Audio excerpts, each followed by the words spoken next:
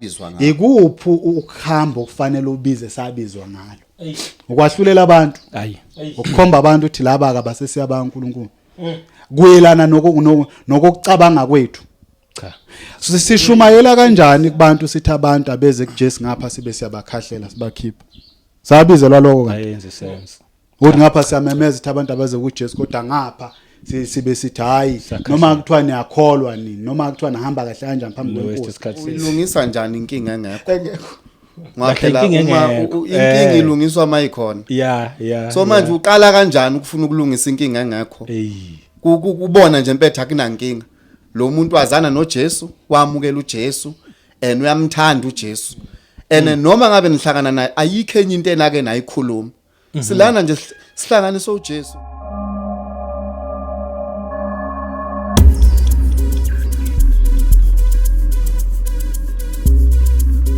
Welcome to another episode of Quarter to Media. I'm your host once again, Umduduzi wakashabangu. Ngiyabonga kakhulu ukuthi uchoose le channel. Ngiyabonga nje ukuthi siphinde sahlangana futhi sizokhuluma indaba ezimnandi lezi indaba ezithinta umuntu kanye noNkulunkulu. Nginabafundisi today.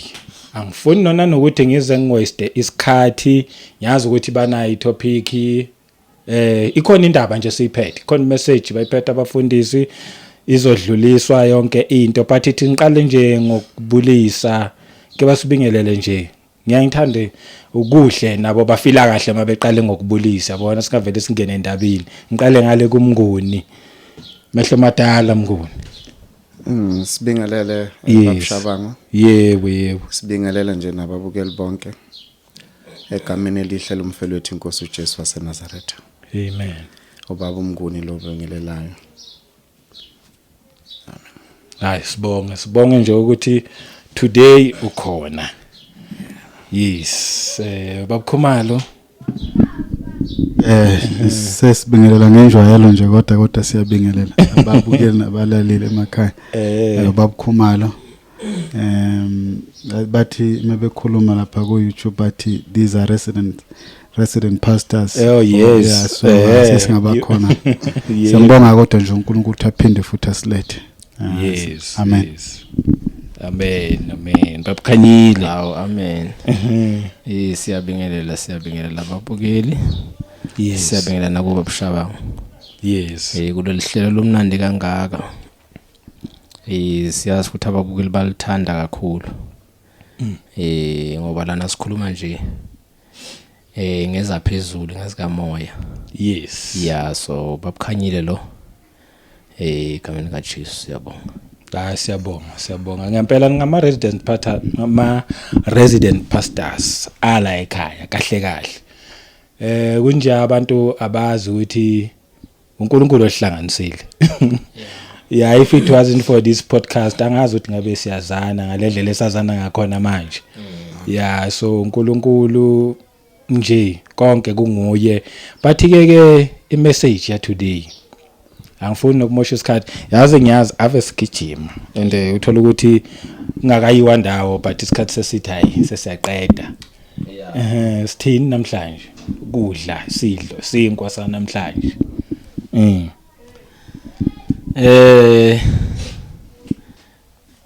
Ngiyacabanga nje umyalezo nje uwodwa. Njoba nje lo yasasikhulumile ukuthi uNkulunkulu uyasikhulumela. Sihamba lapho ukuthi uNkulunkulu uyasikhulumela. Okay. Thina siyafakaza. Yeah, kodwa nje ekuzikhulumeleni kwakho uNkulunkulu yiwe sifuna ukuveza kakhulu ukuthi njoba thina sizofakaza. Yebo thina into esiyilwela kakhulu iloko kulwela uNkulunkulu. Oh yes. Yingakho senza sho ukuthi masifakaza sifaza ngokukaNkulunkulu asifaka kwethu. Ngoba kwethu kudala iconfusion and okwethu kuyahlukanisa. Kanti into ebalekile kakhulu nento uNkulunkulu ayifunayo. Yes. Ngalokukhola lo kwesimi kuko ngokaJesu. Ubunye bukaMoya. Yes. Yeah, so indaba nje soxela kwe kakhulu ubunye bukaMoya. Okay. Silana nje sifuna ukuthi sibe ngabazalwane abakhanda ukwahlukana. Abazalwane.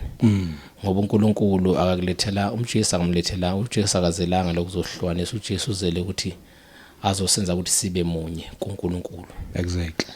Ya ingako ke no Paul esho ethi ekufikeni kwami ngifika ngobungcweti bokukhuluma nangokuhlakanipha nangamazwi amnani kodwa nganquma ngamemezela ukuthi angikwazi okunye.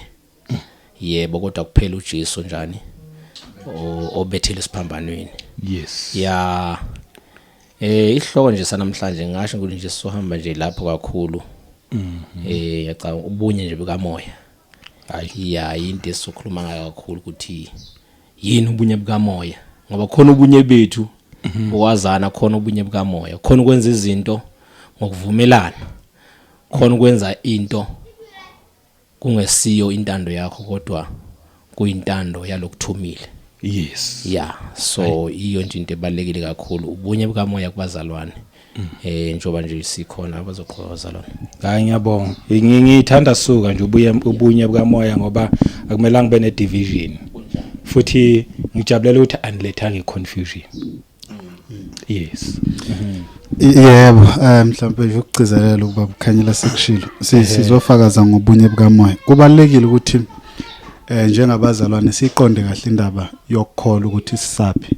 Because khona la sisusa khona. Balekile futhi sazi ukuthi sisaphi.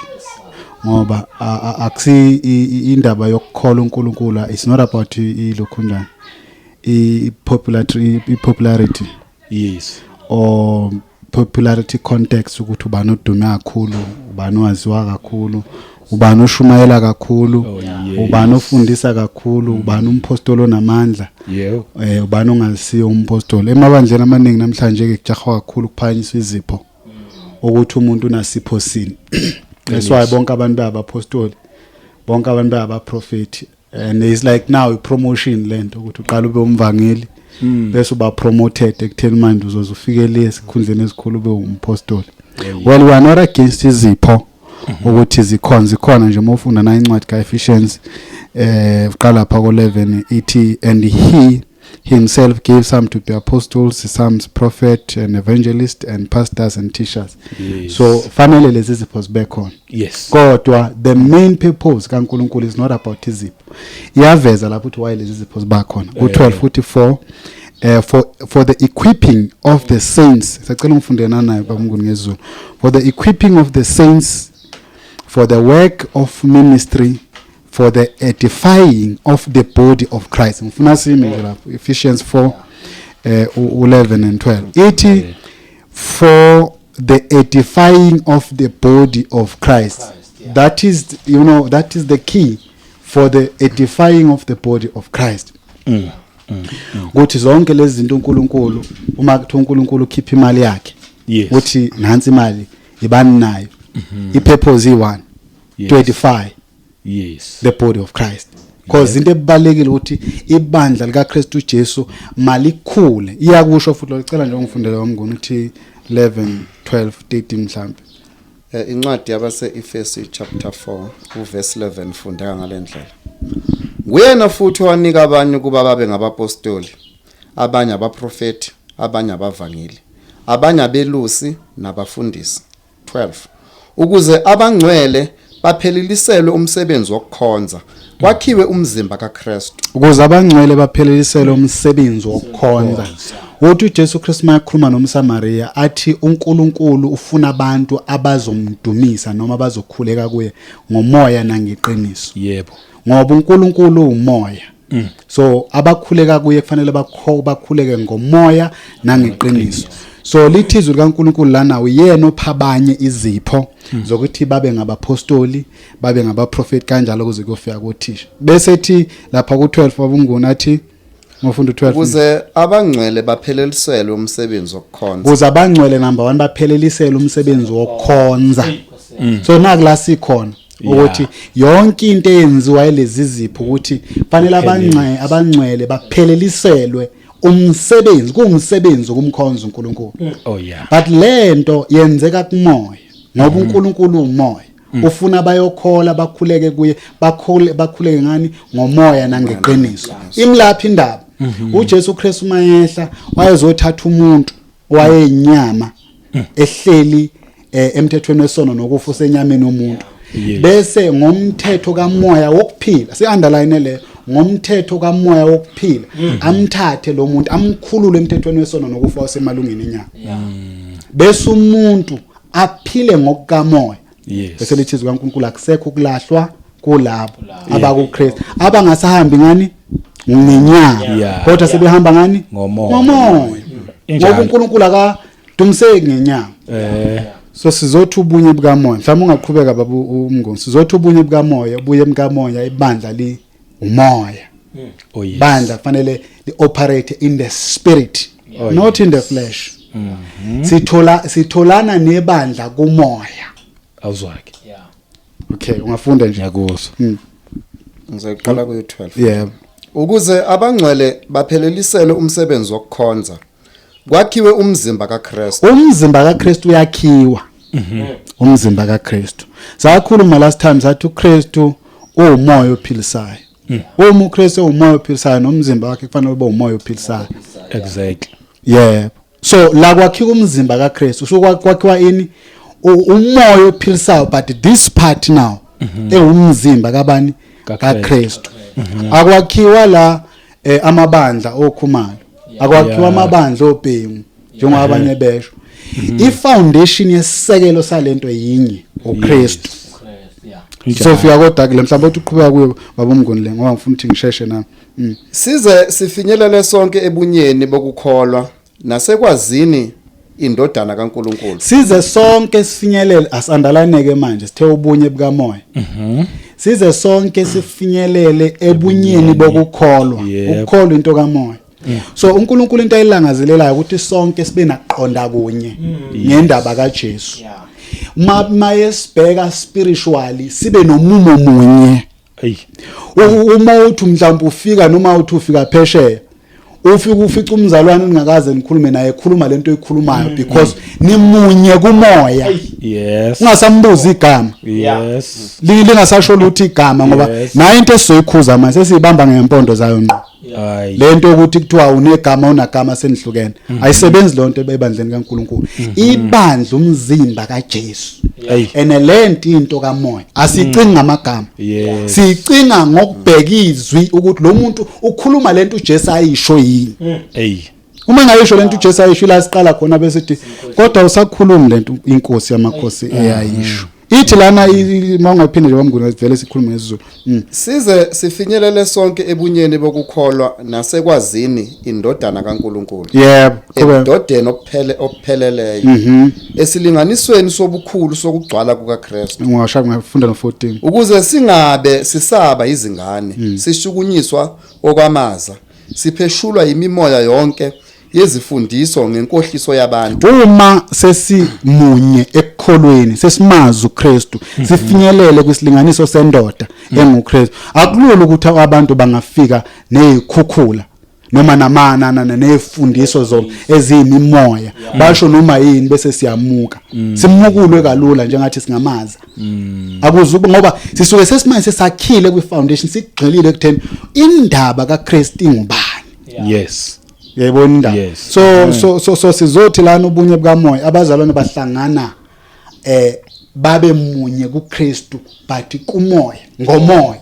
mhlawumbe sifunde nje la ngoba ngifuna nje kakhulukazi baba uMnguni khona lapho kulo u1 funde nje u1 mhlawumbe uphelele ku6 khona lapho nje Ephesians 4 abese Efesu chapter 4 ngakho mina siboshwe enkosini ngiyanincenga ukuba nihambe ngokufanele ukubizwa enabizwa ngakho 2 ngokuthobeka konke nobumnene ngokubheka kade nokubekezelelelana ngothando nikhuthalele ukugcina ubunye bukaMoya ngesibopho sokuthula ngicela ume nje lapho mhlambe ngizabe sengilokhunjana lithi lapha kulokhunjana ku1 baba uMnguni lithi ngakho mina siboshwe enkosini ngiyanincenga ukuba nihambe ngokufanele ukubizwa enabizwa ngalo ikuphi ukuhamba okufanele ubize sabizwa ngalo ukwahlulela abantu ukukhomba abantu uthi laba akabasesiya baNkulunkulu kuyelana nokucabanga kwethu.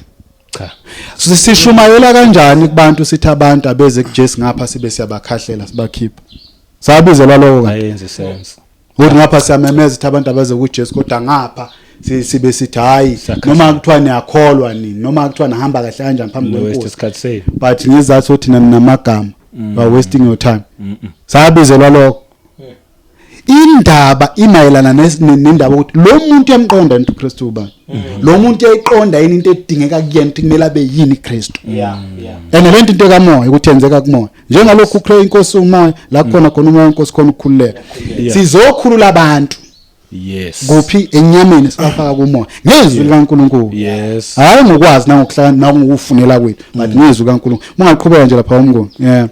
Uthu ngokuthobeka konke nobumnene ngokubheka kade nokubekezelelana ngothando nikhuthaza okay ngokuthobeka bonke ngobumnene nokubheka kade nokubekezelelana nani ngothando alukho uthando kwahlukaneni lezi izinto ezizenza ukuthi manje sesibhekile zethu kwahlukana bezwa ngizothi mawe ngibona umzalwane wase Faith Mission bese ngithi akusumzalwane wakithi ngani nginomoya okwehlukana angisenako manje ukuthobeka nobumnene angisenako ukubheka kade nokubekezelela abazalwane sengivele ngabahlulela abazalwane bayesihogweni nothanda alisekho uvela asamthandi awusamthandi ngoba unegama ngoba uyamzonda manje futhi uyamzonda ubani inzondo labazalwane kusho ukuthi sekuphambene nalelizwe abafundi ke lamavesi abafundi lamavesi ngoba lamavesi azobabopha bajaha kuyochaza izinto ezingasho lento abayishoyo ukuthi mawubheka abapostoli amabandla abo ayengenamaka ubani washo njalo ubani wakwayikhuluma nje leyo nto ukuthi manje se umzalwane ukuze asindiswe fanele ungamnagama futhi ungabinagama sekume ku position kaJesu umuntu sesindiswa ngokukholwa ekutheni noma ngokukhonza ahlanganyele ebandleni ngenagama ayisamanga ekukholweni kuJesu isime manje ekuthenini uhlanganyela kuwo yebo kusho ukuthi noma ungakholwa kuJesu lonke uhlanganyela lapho uright kakhulu bakhona sorry ngixoxa ukuthi bakhona abangakholwa kuJesu abakhona lapho ma ukukholwa kuJesu kanti uthi uJesu Kristu umuntu ozizwe lezisho zami bese yazena fanisa nendoda ehlakaniphile uthi uJesu before nje azafike lapho uthi akusi wonke umuntu othi kumina Nkosi Nkosi oyokwezulwini noma uyabona umbuso wezulu bese ethi abanye bayokuza ngalelo langa athi man kodwa laba benza intando kababa kuphi osezulwini manje si-underline le ndaba yentando uthi laba benza intando kababa kuphi osezulwini bese ethi abanye bayofika bathi ngegama lakho sakhipha amadimoni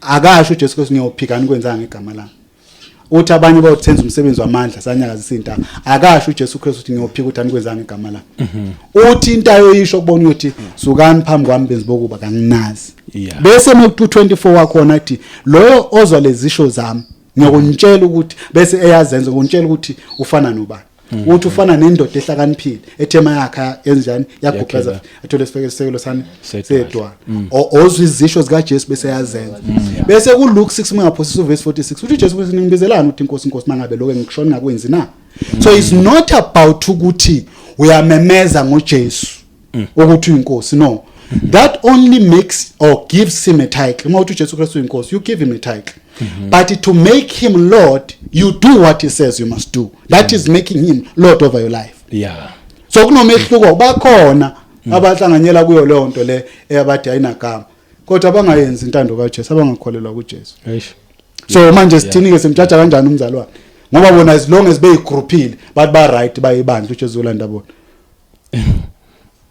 kuyakhuzwa esengihamba kakhulu bazana kodwa kunencwadi mhlawumbe uthi ngivale ngaba Mnguni la kulokhu njani u3 khona la ku chapter 4 nikhuthalele ukugcina ubunye bukaMoya ngesibopho sokuthula asikale ngesibopho sokuthula ethi ngesibopho sokuthula nikhuthalela ini ukugcina kaMoya sithe sizokhuluma ngobunye bukaMoya yes but lokugcina ubunye bukaMoya sikukhuthalela ngesibopho sokuthula asivusa ama debate angenangqondo sivuse izifundo ezingekho ezisupporta lento esifunayo sihlakaza ibandla likaNkulunkulu on baseless accusations yethi sibe sisebenzela uJesu Kristu kodwa sikukhuthaleli ubunye bukaMoya ngesibopho sokuthula lithi maliqhubeka la lithi there is one body and one spirit. This body that is referring to here is the body of Christ. Yeah. Ingakho lapha lithi maliqhubeka lapha nithi lapha ukuthi kwakhiwa ini umzimba kabani kaChrist. There is only one body, that is the body of Christ. There is only one spirit. Basically, just as you were called in one hope of your calling. There is only one hope we are called by or with. It's the hope of hoping in Jesus Christ. Ukuthi uma sikholwa kuJesu Christ sizosindiswa. That's the hope we are called with. Ayikhenye. Ayikhenye. Sihlangana lapho ke.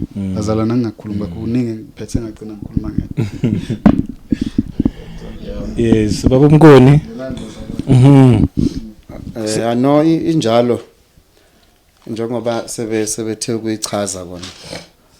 Ma sikhuluma endabeni kaNkuluNkulu ngendaba yobunye bukaMoya. Yes. Ukuthi kahle njengoba uPaul eyifakaza la ukuthi mina siboshwa enkosini ngiyancenga ukuthi nihambe ngokubizwa kufanele ukubizwa enabizwa ngakho. So thina kumele sazi uma singabantwana bakaNkuluNkulu ukuthi uNkulunkulu wasibizelani yini esibizelwe yona. Oh yeah. So sibizelwe njengoba singabantwana bakaNkuluNkulu nje sibizweleni ukuthi size sizoba senkosini. Esingeke sakubalekela ukuthi umuntu ukuthi abe ngumntwana kaNkuluNkulu. Lokho kuthola ngokuthi amukele uJesu. Lokho noma singavusa ama debate kanjani kodwa lokho ngeke sikushintshe. Yes. Ukuthi ukuba ngumntwana kaNkuluNkulu iqualification ukuba umntwana kaNkuluNkulu itholakala ngokuthi wamukele uJesu. Yes. Ifakaza kanjalo lapha kuJohn chapter 1 ku12. Ithi kepha bonke laba bamamukela baphiwa. Oh yes. Baphiwa amandla ukuba babizwe ngabantwana bakaNkuluNkulu. So thina asinayo indlela eyokuthi singama sithi ngoba abantwana bakaNkuluNkulu mangabe banegama. So thina sifuna ukumelana nalokho.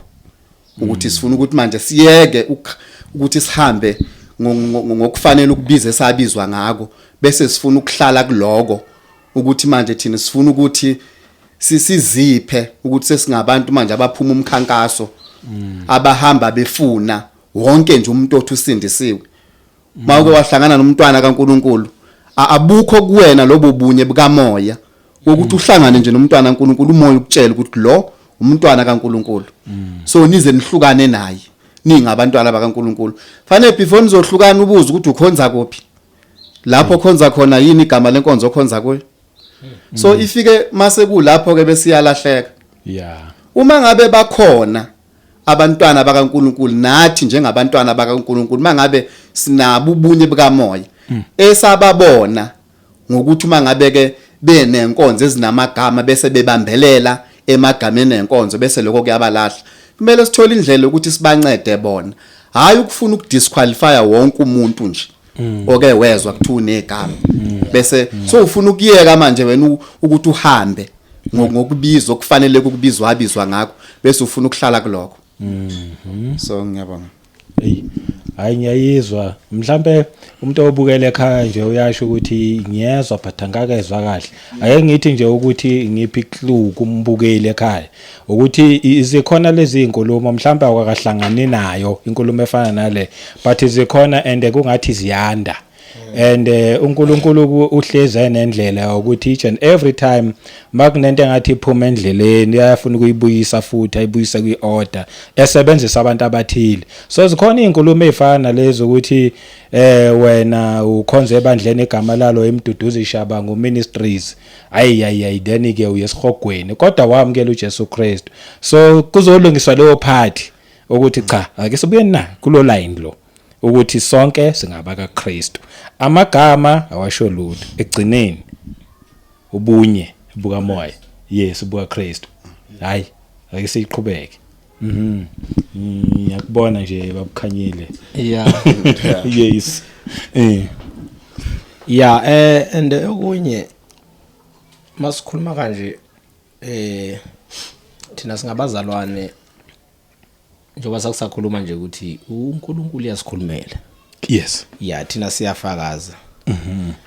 thina ke njengoba sibona silabo bazalwane labo sifuna abazinababukeli silabo bazalwane thina abazofakaza ya ukuthi noma enye into ingenze sense kodwa ngoba uNkulunkulu uyishilo asikwazi kuyiphikisa. Yes.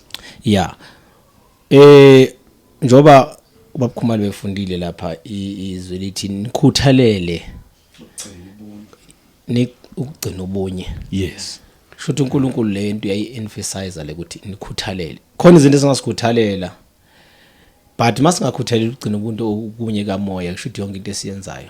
Yizo ngoba khona abantu abakhuthele. Fana nasekushumayeleni abantu bakhuthele kakhulu but manje the question ukuthi njoba ukhuthele kangaka ukhuthele ukwenzani? Ngoba phela uNkulunkulu ufuna ukuthi sigcine ini? Ubunye. Sigcine ubunye bukaMoya. Yeah, and ubunye bukaMoya ukuze bugcineke kuzogcina ngokuthi lo muntu okhuthele ahlale ezwini likaNkulunkulu. Yes. Yeah, angagcine ekhulumela uNkulunkulu kodwa afakaze lo uNkulunkulu kanjani akushoyo. So nje kusakhulunywa ngale ndaba lezi zamalokhunjana zamagama kakhulu. Yeah, ngoba kunefundo ezikhona vele ezikhona ukuthi mhlambe nje makuthiwa nje uyakhonza ebandleni linegama. Yeah, noma ungazokholwa kanjani kodwa nje because kunani? Yeah, bathu sentweni yomuntu. Yeah, kushuthi awuye ezolweni. Confuse nje abazalwane. Yeah, so now bese umbuzo ukuthi mele ube kuphi? Mawungekho lapha mele ube kuphi? Yeah, uthola ukuthi aqhamuka umzalwane athi no. Ukuze ukwazi ukuthi ube sentweni eyona yona. Iza kule enguyo. Bese kuba nequestion ukuthi le yakho kuyo ubani othe yiye uyiyona yona. Nakho ke. Eyibona manje ukuthi lapho sekukhuluma yena kusho manje ukhulumela into yakhe ende ungena espaceni manje sika Christ akasafakazeli uChrist ngoba thina singabazalwane khona uChrist la athe sokhuluma khona sigcine khona. Yes. Khona ezinye izinto thina singangeni thina nje kuthiwe sifakaze ngani ngezwi laNkulunkulu sikhuthalele kwenzani ukugcina ini ubunye kaMoya. Into ebalekile leyo ukuthi ngicine ubunye ngoba kubalekile ukuthi na ushumayela uqaphele ukuthi ungagcini sawungena ecathulweni zamahluleli sewuwe manje mahluleli. So take over manje ezweni likaNkulunkulu. Yes. Ngokuthi manje udisqualify abazalwane udisqualify abantwana bakaNkulunkulu ngoba umuntu ukuze angayi ezulwini okokuqala into ezokwenza ukuthi angayi ezulwini ukungakholwa kuJesu. Yeah. Lithi zoNkulunkulu uma umuntu ekuChrist uyini? Dalesisha bese libuya kuwe wena okuChrist bese lithi wena okuChrist. Noma lo muntu bowumazi ngokwenyama kodwa manje sekuChrist sekuMoya awusamazi ngokwenyama. Ya noma umazi ukuthi lo muntu unje kodwa manje mayisenjani? MayisekuMoya sekakholwa uChrist wena usamthathe ngani ngokwenyama. Yingakho uma ngingasuka manje ngiyeThekwini noma ngisuke ngiyeCape Town mangifika eThekwini ngiwumuntu kaNkulunkulu okuMoya. Yes. Ya ngoba bakhona abazalwane basenyameni. Umzalwane kodwa naye kuMoya. Mangifika lapha eThekwini ngifika abantwana bakaNkulunkulu abakuChrist abakhonza uJesu. Ya angiyonge ubheka ibuilding ngeke nangifika lapha egate ngithi lithini ke igama laleli sonto li. Ngibone leli sonto ngibone ukuthi halinegama yangisangeni. Hawu. Ngithi angisangeni kodwa kunabantwana bakaNkulunkulu labakhonza uNkulunkulu. Cha ngiyangena angifuna egama mina ngifuna ini izwi kaNkulunkulu. Nakho. Noma ngihlangana nawe anginasikhathi ezinye izinto ukuze into ezosenza ukuthi sibe no connection ukuthi siconnect kuphi kuMoya. Yila khona uzoba inkinga khona mangabe uzongena enyameni ngizohlala nomzalwane bese ebasenyameni but nani kuMoya nomzalwane azikho izinto ezosifuna ngeke ubuze igazi nanyama kodwa into oyifuna kakhulu ilezo nenza ukuthi ikhande ini ubunye. Ya uChrist nje cha. So uma umzalwane sazoqala ke manje ngithi ngihlangana naye ngithi ngumntwana kaNkulunkulu anganeliseki bese angibuza okunye okudlula lokathi okuphi. Ngithi ayimzalwane ngikuChrist ngumntwana kaNkulunkulu athi hayi phela ngisho igama lesonto la. Uye kosenyameni ngoba manje lento angibuzayo nokhanda kwahlukana. Wamele ngikubuze. Yeah. Wamele ngikubuze wena ungakhulumanga ngayo. Ngoba uma uzokhuluma ngayo mhlambe ngihlangana nawe umntwana kaNkulunkulu. Bese ungitshela ukuthi hayi mina ngikuphi igama lesonto lami lithini.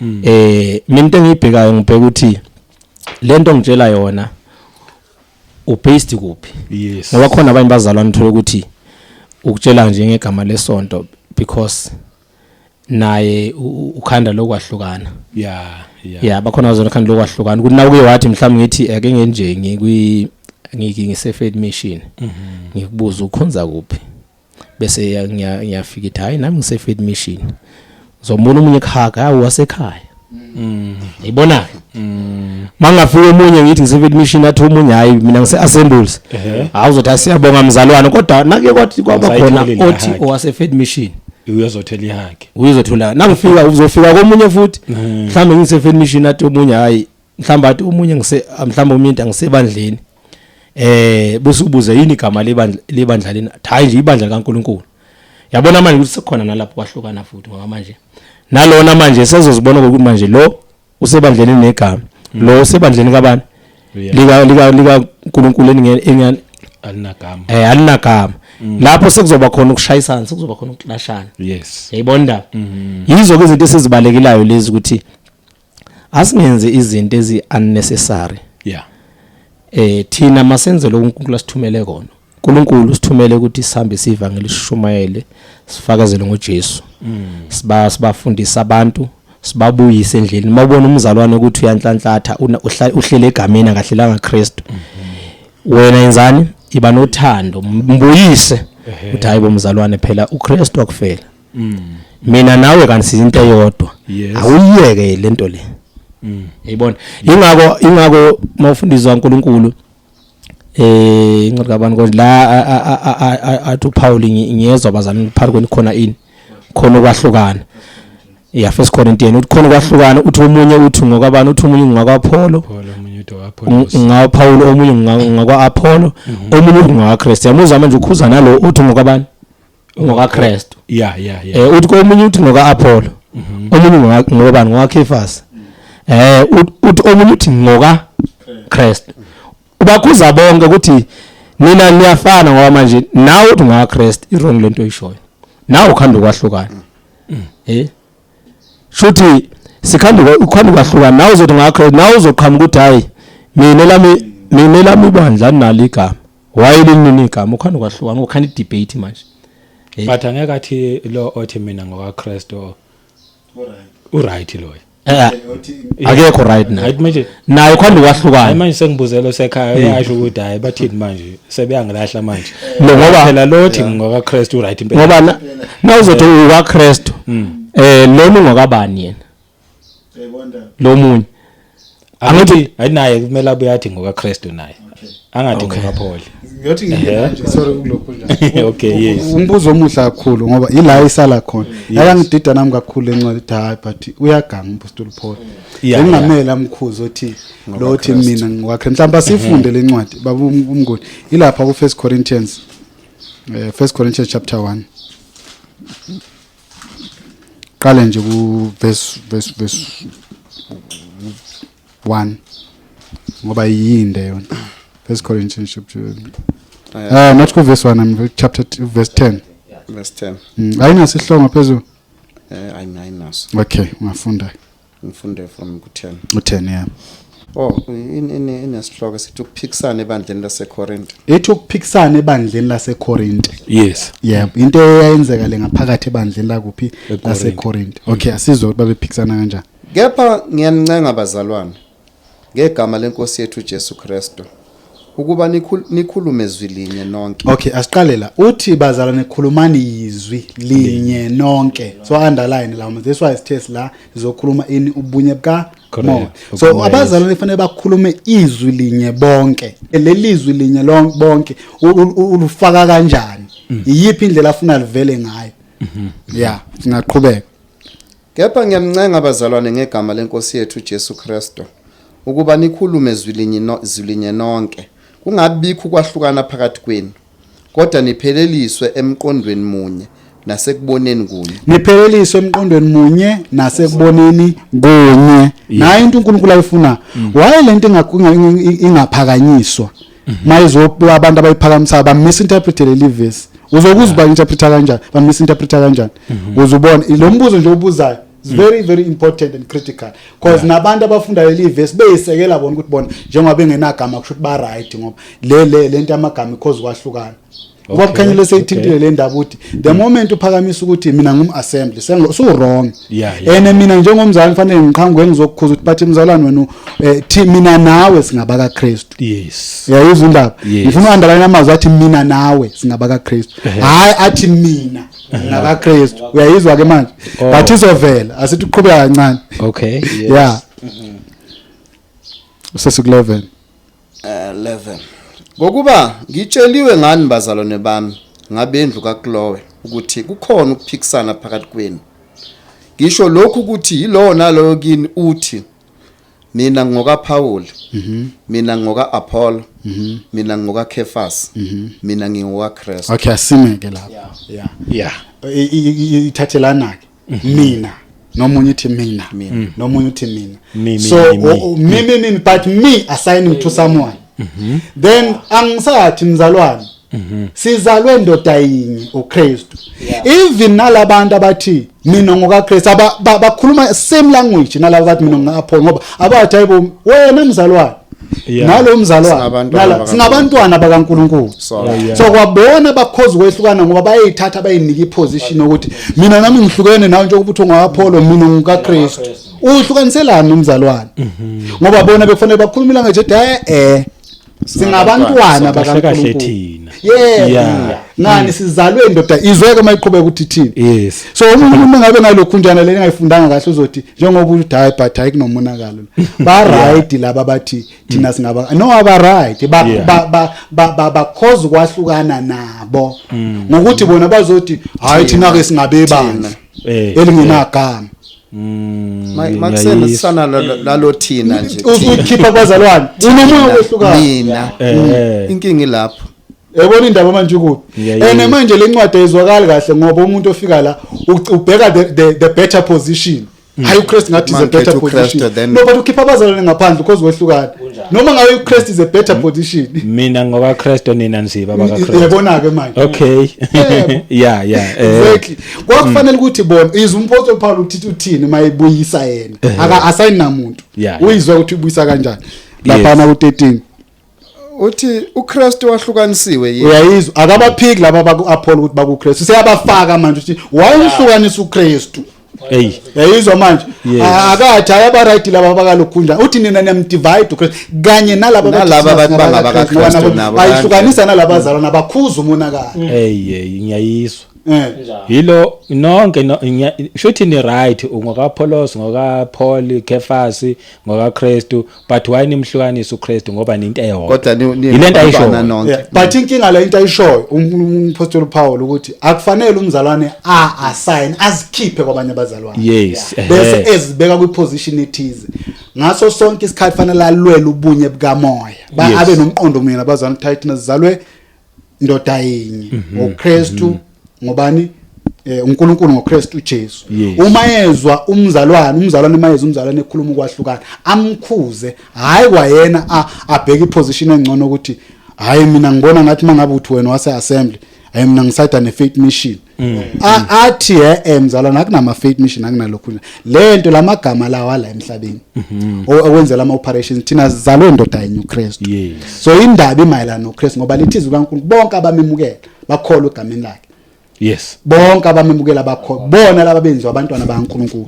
So indaba imayelana nokuthi umuntu nomuntu othumukela uJesu loyo muntu uba umntwana kaNkulunkulu simthola lapho umntwana kaNkulunkulu. So umpostoli Paul akathi nina senithi ngaba Apollos senilahleke kakhulu ni wrong akasho njalo. Yes enye into efanele sibhekela ngompostoli Paul akaqheko Apollos akathi ke since uApollos ke senaye sekukhona abantu ababiza ngegama la akasafune kuApollos la elokhunjini ngikhipheni njengalabantu abathi amagama cause kwahlukana therefore awafuneki akathi Apollos wrong akathi uKristu wrong uthi ni asayinayo ngalawo magama ngalabo bantu ni wrong ngoba isisekelo sinye uKristu and nonke nina you belong to Christ.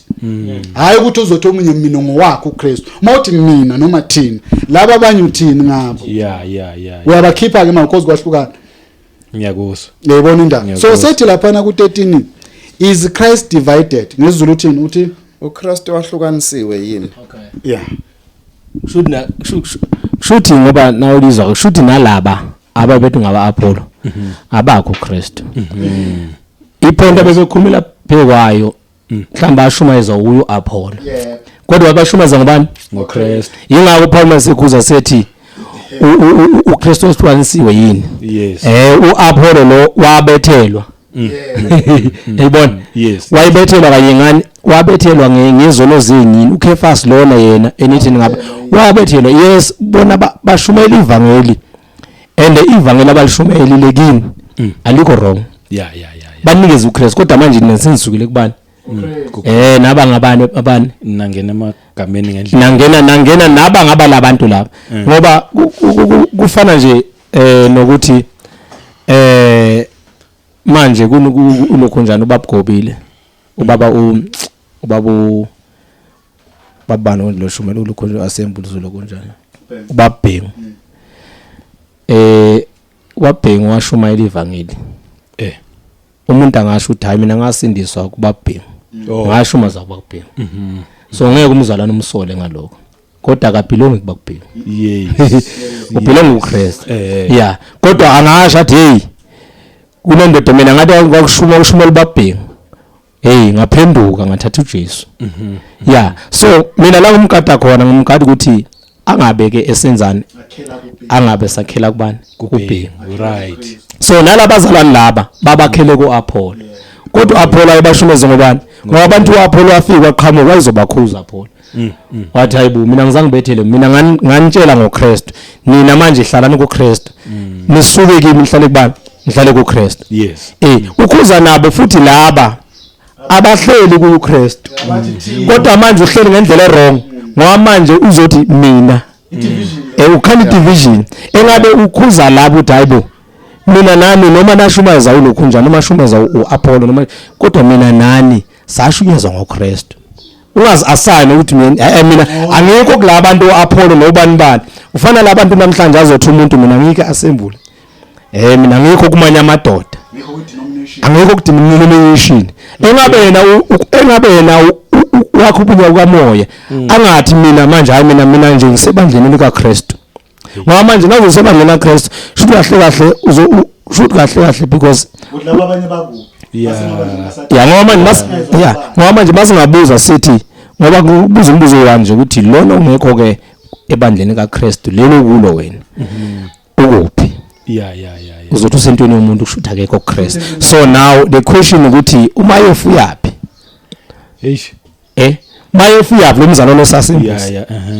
Uzophendula umbuzo uzophela kushuthi ngamanye uyasho ukuthi akayizulu nesihogweni. Uzosho njalo. Yabona manje ukuthi ke manje yini lento uyikhandayo wena so wrong because manje wena kunokuthi makunento oyibonayo ukuthi wrong uKristu kwambulela wena yenzani ukhuthelela ugcine ini ubunye bukaMoya iya kumzalwane ungayi ngokuthi uzomthatha abeke isintweni nakuye umzalwane ngokuthi mawufika kuye ufuna ukuthi ambulekele uKristu azi ukuthi mina nawe sikubani sikuKristu. Yeah, sikuKristu. Ungafuni ukumsusa lapha uzomletha entweni okuyo msuse ukuthi ahlale lapha kodwa uzobukhona ekhonza khona kodwa msusa ukuthi angakheli lapha akakhele kuphi ngoba into ebalekile ukuthi abantu bakhele eKristu bangakhele emasontweni bangakhele emagameni ngoba nalabo semzimbeni abantu bomzimba bakhele emzimbeni manje ngoba uzohamba uzibona ukuthi ungcono wena kunaloyi athi noma eshumayela loyana uma ke ngepeni libevuthi hayi kodwa ngiyashumayela kodwa inkinga yakho se-assembles.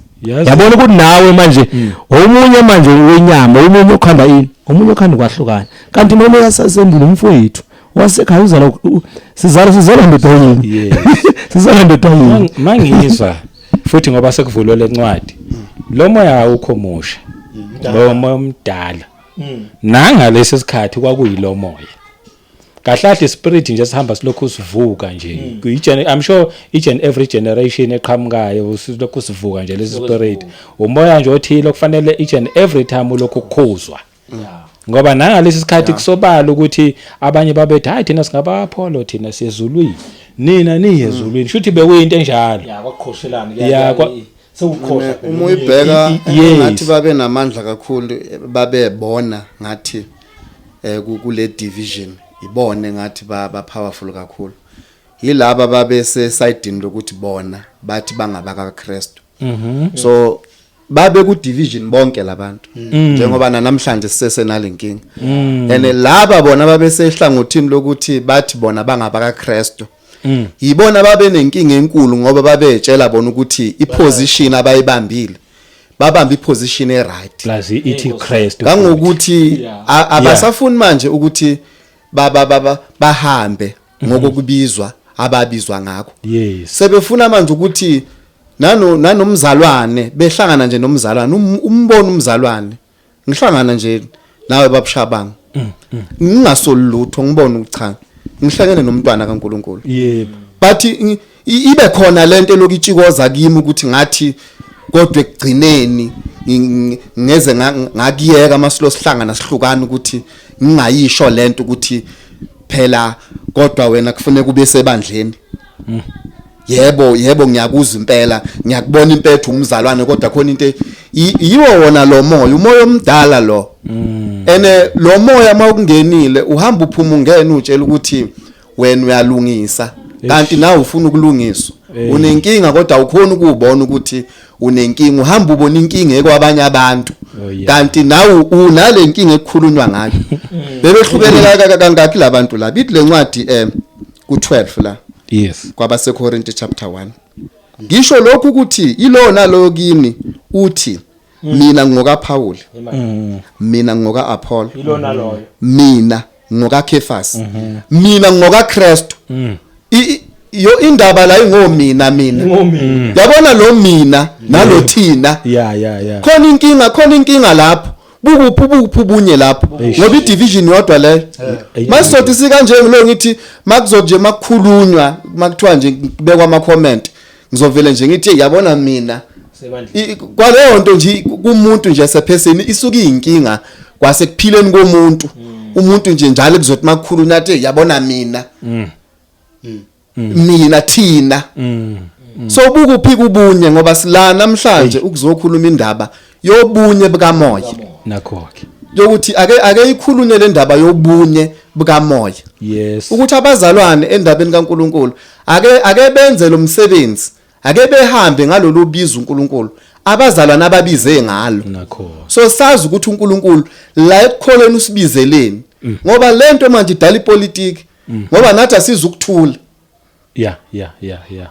uma kuzoba nabazalwane abazothina nathi asizukuthula thina ngeke sisho ukuthi thina sizobuya sizohlala kanje masayithola iplatform yokuthi sikhulume ngendaba yokuthi ake ilungiswe le ndaba yobunye bukaMoya thina sizukusho ukuthi thina ngoba nakakhulu nomuntu uyabalandela labantu laba abathi thina ayikho nalento engako ngabo ehlukile kwabanye abazalwane so angifisi ukuthi ngize ngingene entweni eningi so iloko nje mina ngifisa ukusho ukuthi size ukuzokhuluma ngendaba yobunye bukaMoya ukuthi abazalwane abamusa ukufuna ukuphuma umkhankaso wokufuna ukuthi benze idivision kubazalwane uma ngabe ukuthi ubona umonakalo kumzalwane khuluma nomzalwane umtshela umzalwane ukuthi umzalwane buyele endleleni usukuthi thina then ngoba wenza lento ekhuziwe la ezwini kaNkuluNkulu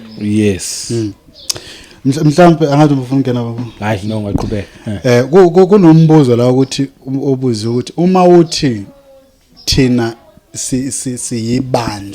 siyibandla noma siwumzimba khona basho njalo yithi bamendleleni eright ngoba sinagama laba abanye abazalwana abakhonza uJesu kodwa benenkonzo ezinamagama bayibandla likaBani ngoba lo mbuzo kumele uphendule ukuthi nanga umzalwane kwashunyayelwa kuye uJesu engekho umuntu wamemeza ukuthi ngeAssembly of God uyasindiswa akekho umuntu akwashumayela washunyayelwa ngoJesu mhlawumbe wamthola uJesu esitimeleni kumemeza indoda ekhonzela eAssemblies of God kodwa iphethe uJesu Kristu kuphela uyayedwa akekho umuntu wasindisa umuntu welike esikhathini esiningi singabantu sikanje uma ngabe kushumayela ubabuKhanyile ngezwe yena ngifuna ukuyokhonza laba buKhanyile akhonza khona that's natural that's nature you can't run away from that most of the time indaba ibe kanjalo unless ubabuKhanyile ubushumayela bekuphi ku TikTok angikhona ukusondela la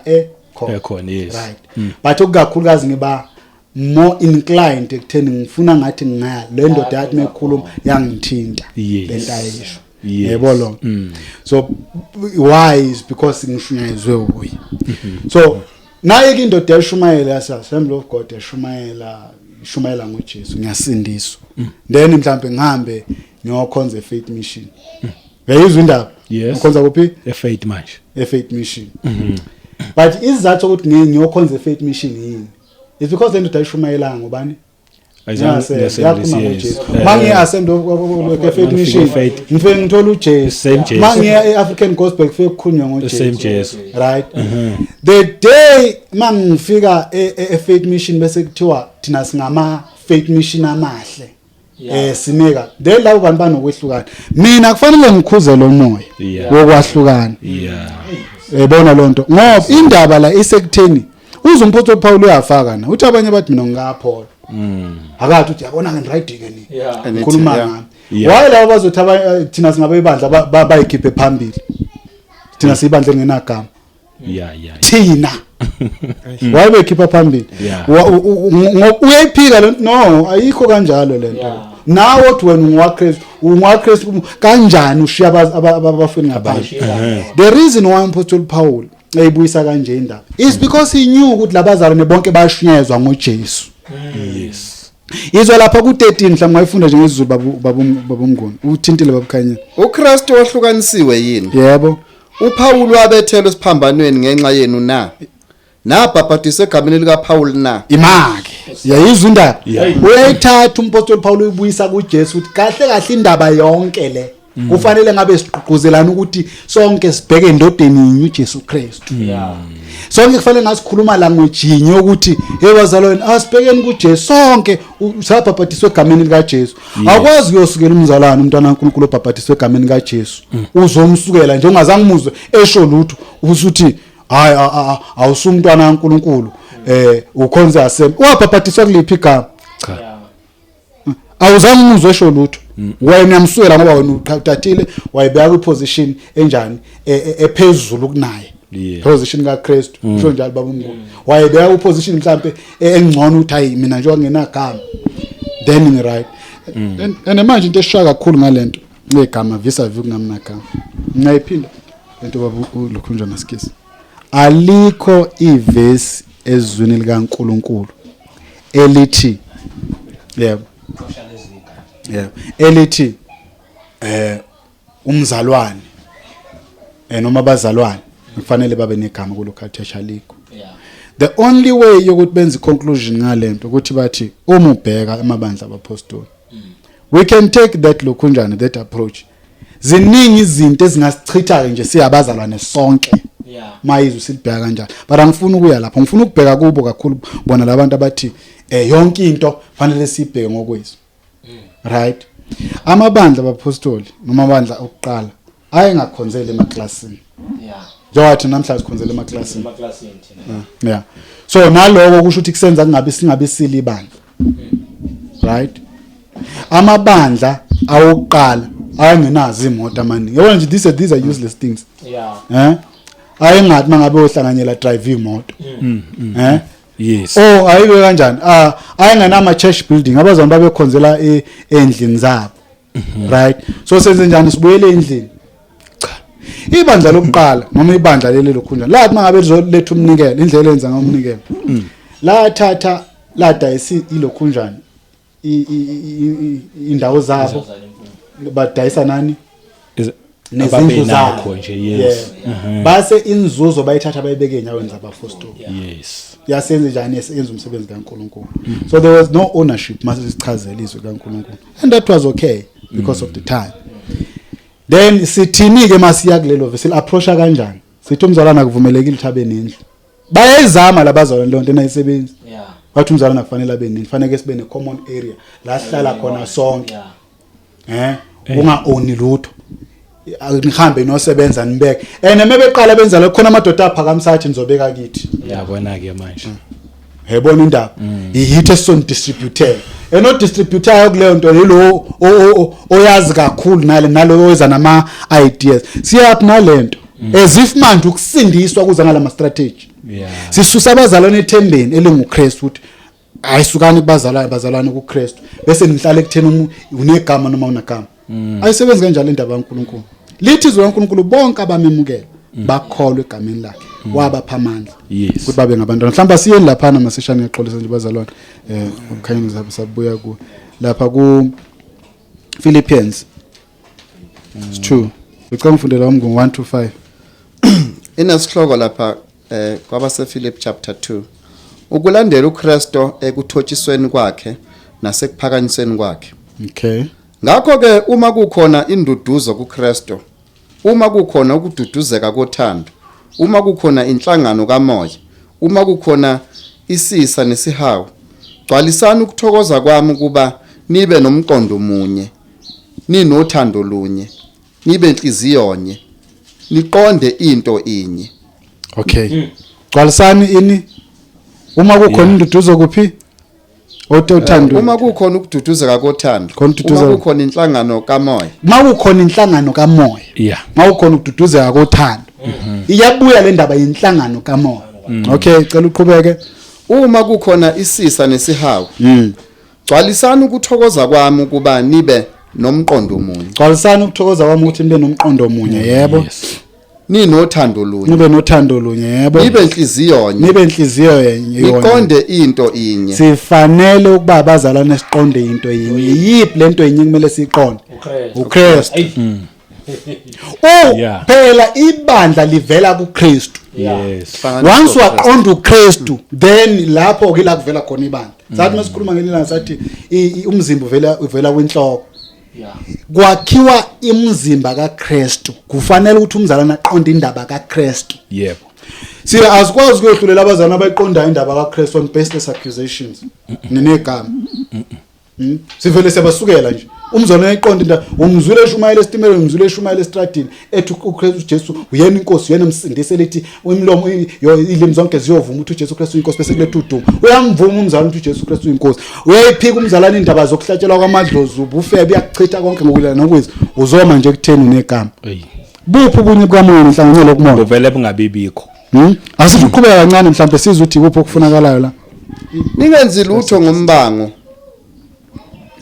nangodumo lezwe singenzi lutho ngombango nangokudumo lezwe yayizwa ke manje iyabuya indaba yombango singabazalwane sonke sifanele ukulwela into enye yasizwa sithini sikhefu namhla ukuthi sithi thina yes yeah ngoba ekukakhulukazi kufanele ivele lento singabazalwane ukuthi masikhuluma sikhulume izwi linye masiqonda siqonde into enye ukuthi bazalwane indaba la sesinazo zonke ke lezi inkonzo sikhonza uzehlanganyela kuzo kodwa indaba ingoJesu phela sihlangane kuKristu Jesu bese siqondisana ngokwesifundo sika Jesu hayi sizakhele sona so why manje kuba khona ukubanga njengoba lishiza ukuthi singabangi kodwa thina sisimile kubangini futhi sime sime kubangeni emva koloko sima kuphi babunguni ethi lapha ningenzi lutho ngombango nangodumo lezwe kepha ngokuthobeka nishayise ngathi abanye bakhulu kunani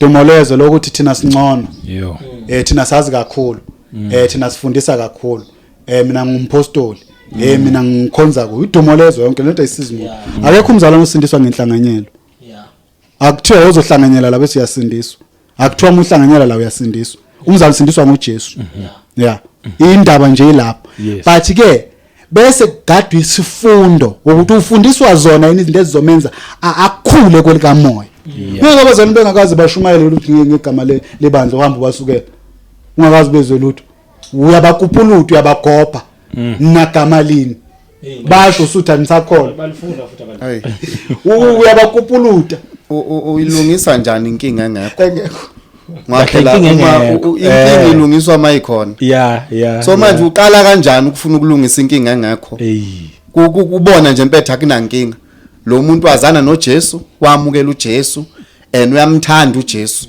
and noma ngabe nihlangana naye ayikho enye into enake nayikhuluma silana nje sihlanganisa uJesu nobabshabanga yes so masi la sikhuluma ngoJesu akukho kunye sikukhulumayo so iyiphi ke manje meeting ekufanele siyakhe thina sobathathu sithi khona into esifanele siyilungise kuyalungiswa inkinga engekho ngoba phela inkinga ilungiswa ngoba sekubonakala khona inkinga uyiqala kuphi kuyilungisa inkinga engekho ngoba wenza inkinga mawufuna ukwenza kanjalo. Yebo. And futhi yabona nje kulento oyishoyo ababukela abazi mhlawumbe bayitshela ukuthi nje bahlele kanje esikhonza enkonzweni eyodwa nje bahlele kanje abazi ukuthi even nokunibuza mina ngaze nginibuza ukuthi Khumalo konje ukuyiphi inkonzo konje ukuyiphi Khanyile inkonzo Mnguni ukuyiphi inkonzo nana ngaze ningibuza sathi mahlangana sahlanganiswa yilo moya sabambana nje emoyini savele saba into eyodwa asihambise nivangeli ayizange zibe khona yalento engikhumbuza ngesikhathi sihambe esidimeleni yazi futhi ngiyakhumbula u2015 besibaningi safele saba igroup eyayingena ina shift ngaleso sikhathi leso yazi the way esasibambene ngakhona omunye usiswa kangibuza sesihlangana nje eTexini wathi kanti nina nikuliphi ibandla nami ngiyekulo nonke nikhonza endaweni eyodwa ngathi hayi cha lutho angibazi nokuthi bakhonza kuphi akekho ngangambuza futhi ukuthi ukhonza kuphi nje sohlangane ngoKristu nje yazwamangala wathi mina bengithi ni isonto elilodwa ngathi hayi ubunye bukaMoya ubunye because umzimba owodwa yes nathola indaba ukuthi umzimba owodwa nafakazela inhloko yinye nakho ke ene wawungeke lapha ithi train mayehle park station bese udumba oyedwa umlandelela ngokuthi ukuphi then ke uthi khona into sofuna ukuyilungisa ngoba lapho nani nalobo bunye ngalo 2015 bukaMoya kwa ayikho inkinga yayikhona iyona lento efuna uNkulunkulu exactly ngoba phela wasungunda besikhathi ya sengiqeda nje nami ngoba phela uma umzalwane uzothi umzalwane manje uloko ukupha izinto nje obusho ukuthi asikaze sikubuze thina angazi ya ngoba ayikho into esasiyifuna ngaphezulu kwale esitholile siyazi yes thina sazi uJesu babushawa ukuthi wena umntwana kaNkulunkulu wazi uJesu simunye kuMoya so nami seqala manje sefuna okunye lokho kungeke ezwini ningazange futhi izwi limthume ukuthi akufuni ngoba akekho noyedwa izwi limthumile lezi zinto abafuna abazalwane bazalwane amgubhe impela afuna ukwazi igama leso akazange sithume izwi ukuthi siyofa into efunakalayo mohla nomzalwane ukuthi ufuna ukuzwa ukuthi ukuKristu yini na into eyifunayo mayengekho kuKristu singiyamncengela umzalwane ubuza kuKristu ile into esithunyelwa ukuthi sincenga abantu beze kubani kuKristu akunandaba ukuthi sincenga abantu beze kuKristu ngoba into ebalekile ngoba uJesu uma ebuya malithi izuzo bezolanda ibandla lakhe ibandla lakhe akusi-assemblies ibandla lakhe akusibo laba abantu basebandleni ibandla lakhe akusi-faith mission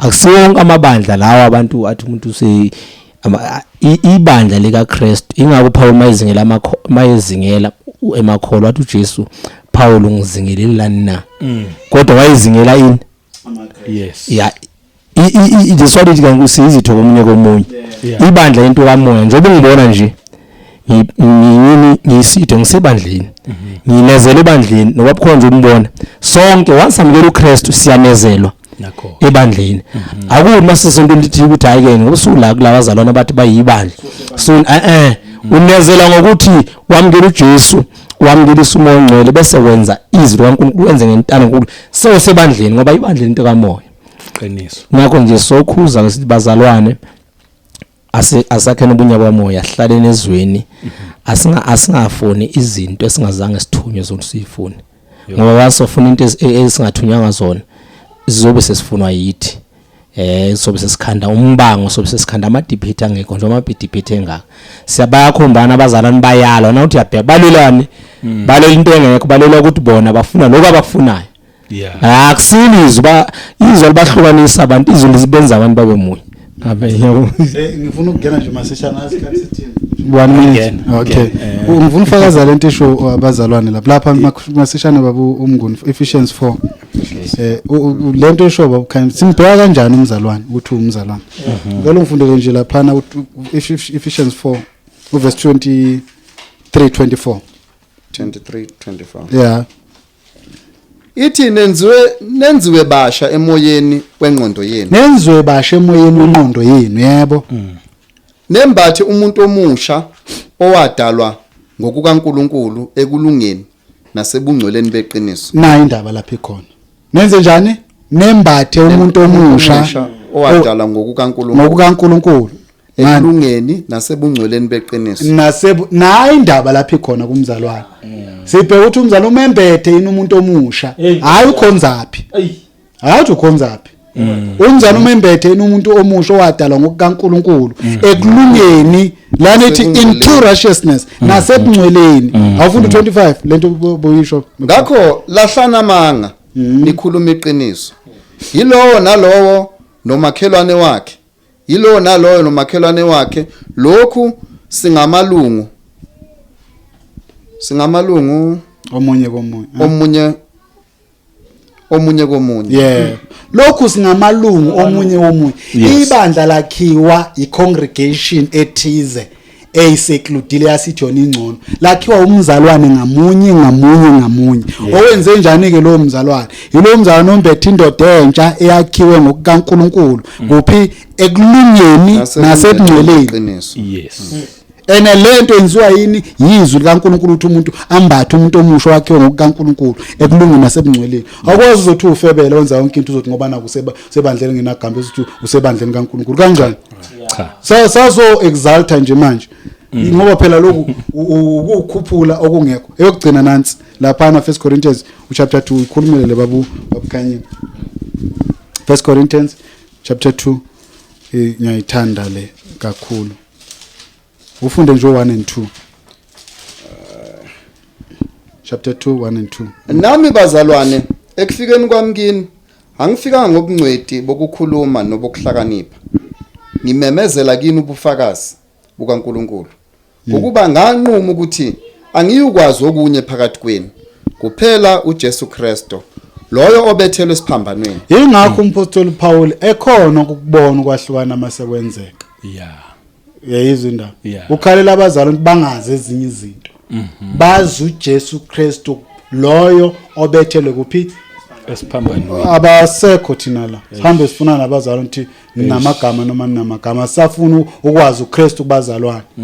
Uma efika umzalwane uthe nami ngamamukela uJesu njengenkosi nomsindisi umzalwane negama. Baze bathi labazalwane babukushabangu bathi bazalwane ningayeke ukushumayela umlayezo webandla. Sho kunomlayezo webandla nomlayezo kaJesu manje.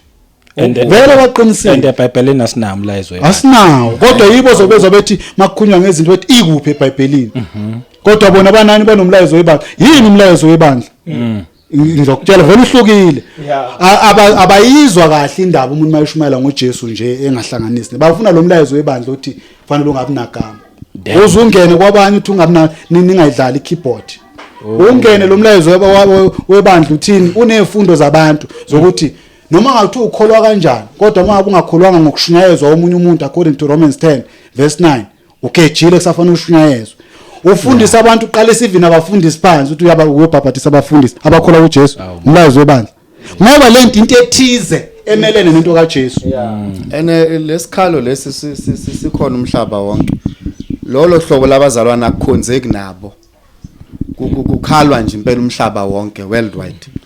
Kukhalwa ngabo akukhonzeki nabo. Ngenxa yayo leyo division yabo. So angifisi ukuthi ngidle isikhathi. Bekuyiloko nje ukuthi siyafisa nathi azange ukuzosho ukuthi thina. Yes. Kodwa sizogqugquzela kubazalwane ukuthi ke ake inakwe indaba yobunye bukaMoya. Yes. Ukuthi noma sekhona ama mistake kodwa indaba yobunye bukaMoya ake inakwe ilungiswe futhi ngoba sisesenalo ithuba masisaphila sisengayilungisa lenkinga ngoba lento iyinkinga iyinkinga lento idinga ukulungiswa abazalwane bonke abamukela uJesu bezokhala isikhala esisodwa ukuthi wena mzalwane uthiza kukhonzeki nawe ngoba wena uthi thina Ishuthi inkinga ikhona ngawe. Why bonke bakhale ngawe? Ishuthi inkinga isuki ngawe. Cha kulungile bazalwane. Ngiyazi kuningi. Nikuphethe kuningi umpako. But manje isikhathi nje esifike sesishaye. Ngiyabonga kakhulu ukuthi nibe khona kuhle ukuzokhuza lokhu. Mina ngiyakujabulela kakhulu. abantu abaningi bebefisa ukuthi le channel engathi ngaba i-channel la ngiletha khona abantu abaningi abahlukene, abanye babo bazokhuluma ezinye nje izinto, kube nempikiswano. Kunomehluko la. Mina ngendlela uNkulunkulu angenze ngakhona nale channel eyokuthi nje abantu bathola uKristu. Not impikiswano, ithola entertainment kule channel ubuyithola ngoKristu. Hayi uzwe ezinye izinto manje ezizokukhiphela eceleni. Ngiyabonga kakhulu nje bazalwane. Nakho nje okungifuna ukuthi ngikudlulise kubabukeli. Ngisicelo ke lesi. Ngiyazi abanye bawusithatha ngenye indlela, but ke umuntu uyosithatha ngendlela sithatha ngayo. Mina engakusho nje ukuthi wena uma ngabe unalo moya wokufisa ukuthi le channel uyisupport, ngiyakucela nje ukuthi wenze kanjalo. Ukukhulekele futhi ukuthi ngempela imali yami mangabe ngiyifaka lapha ya angeke yini mhlawumbe ilahleke. Ukukhulekela uNkulunkulu yena yokudirect akubonisa ukuthi kufanele yini. YouTube usivumelile ukuthi mawufuna ukujoina ungajoina, and maybe once or every month is up to wena ukuthi wena ufuna ukuthi usupport this channel. Ngamandla wena onawo uthi mangakanani. Nakho nje ngifuna ukusho ke inhloso akusikhona ukuthi umduduza abe rich abe nemali, akusikhona ukuthi abafundisi enginabo babe nemali. Abantu abaningi babona i-channel ye-YouTube. Akupheleli la bazalwane. To be honest with you, akupheleli la. Le channel ikhona as long as uNkulunkulu esasigcinile isazoqhubeka ibe khona, but akupheleli la. Kusafanele siphinde size kini lapha enikhona. Kusafanele sihambe siye endaweni. Abanye abanayo iYouTube, abanye futhi abanasikhathi seYouTube nje enhlobo, but kufanele sibafinyelele. So imishini inkulu kakhulu. Sazohamba nje sazofika endaweni, but ukuthi sifike kulezo ndawo lezo asinayo imali, but nini uNkulunkulu onibusise ngemali, thina uNkulunkulu sibusise ngokuthi sishumayele sibe nezili for abantu. Yabo sibusiswe ngendlela ehlukene, so siyamithana somewhere somehow halfway. Ngizothi uma ngabe ukuthi uyafisa ukubona omakhelwane bakho nabo bephenduka, sifinyelele endaweni, ngoba njoba ngisho ayipheleli la le ndaba isaqhubekisa kude kakhulu, sazophumela ngaphandle. Please ungasupport ujoin, bekuyilokho nje bengikudlulisa. Ngibonge, ngiyathemba ukuthi nabazalwane abakhuzwayo ngale message ya today engathi bangaba nenhliziyo yokuzwa. Yabona that bangabi nalento yokuphikisa, umuntu abe nalento yokuthi ngifuna ukuzwa. Siyabonga kakhulu igama lami ngumduduze wakashabangu. Ngomusa kaNkulunkulu siphinde sihlangane futhi kwivideo elandelayo. uNkulunkulu anibusise nonke emakhaya. Amen.